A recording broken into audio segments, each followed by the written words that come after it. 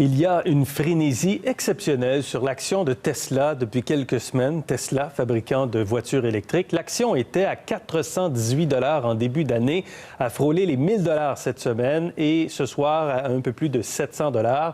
Que comprendre de cette effervescence sur l'action de Tesla? À New York, on retrouve Pierre Ferragu, chef de l'équipe de recherche en infrastructure technologique chez New Street Research. Bonsoir, M. Ferragu. Bonsoir, Gérald. Comment expliquer la forte volatilité sur l'action de Tesla? Alors, c'est finalement très simple. Ça reflète une réalité qui est très présente, qui est que les opinions sur la société, sur le stock, sont très polarisées. Il n'y a pas de juste équilibre sur Tesla. Pour certains, c'est une société qui construit des voitures sans aucune expérience et qui a juste remplacé un moteur à explosion par une batterie et un moteur électrique. Et donc, elle n'a aucune viabilité. Elle dépense beaucoup d'argent, elle brûle beaucoup de cash, et donc elle va déposer le bilan. Et puis pour d'autres, c'est une société qui a complètement réinventé la voiture, de la même manière que Apple a réinventé le téléphone en 2007. Et ça fait 10 ans qu'ils travaillent sur leurs produits.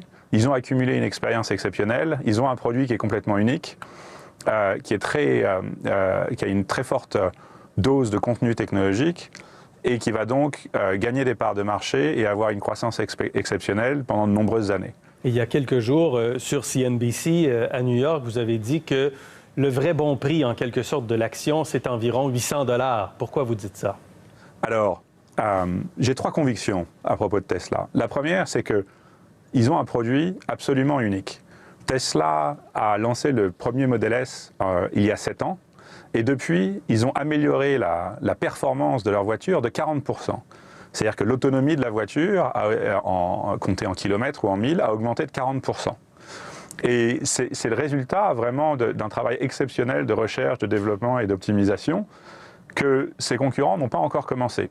Et donc, il n'y a pas une seule voiture concurrente de Tesla qui dépasse le niveau de la première Tesla. Donc, Tesla est 40% devant sa concurrence. Donc, ils n'ont pas vraiment de concurrence. La deuxième chose, c'est que le développement du Model 3 a bien montré que Tesla a un marché adressable extrêmement important. Si vous regardez les personnes qui achètent un Model 3, et si vous regardez les trade-in, les voitures qu'ils apportent pour remplacer par un Model 3, 40% de ces voitures ne sont pas des modèles premium, ne sont pas des BMW, ce ne sont pas des Mercedes, mais ce sont des Toyota, des Ford. Et donc ça veut dire que Tesla adresse un marché qui est beaucoup plus large que le marché premium. Et donc moi j'estime que ce marché représente 20 millions d'unités par an. Ah oui. Donc Tesla a beaucoup de demandes et peut croître autant qu'elle veut. Et la troisième conviction que j'ai, c'est tout simplement que Tesla a démontré que la société peut produire ses voitures d'une manière profitable et financer sa croissance.